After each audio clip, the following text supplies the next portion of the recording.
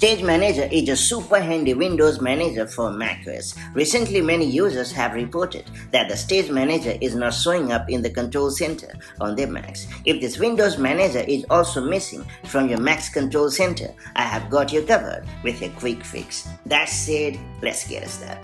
So first off, I would recommend you to ensure that the Stage Manager is allowed to show up in the control center on your Mac. To do so, launch the System Settings app on your Mac.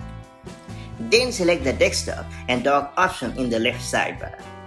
And then you have to scroll down to the bottom of the screen and ensure that the toggle right next to displays have separate spaces is enabled. And then you have to click on the Apple menu at the top left corner of the screen.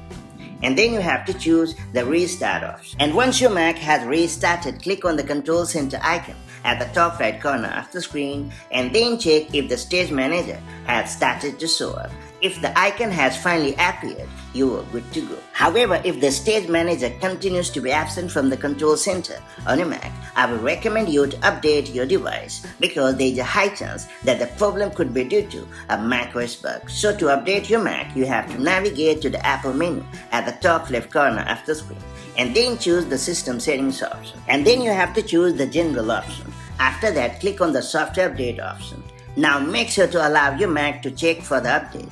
If it shows the available macOS update, you have to download and install it as usual, and that's all there is to it. Hopefully you have managed to fix the Stage Manager issue on your Mac and it has started to show up in the control center on your macOS device. If you found this video helpful, do like, consider it, and I'll see you in the next video with more such handy macOS tips and tricks. Till then, stay safe and have a great time. Bye-bye.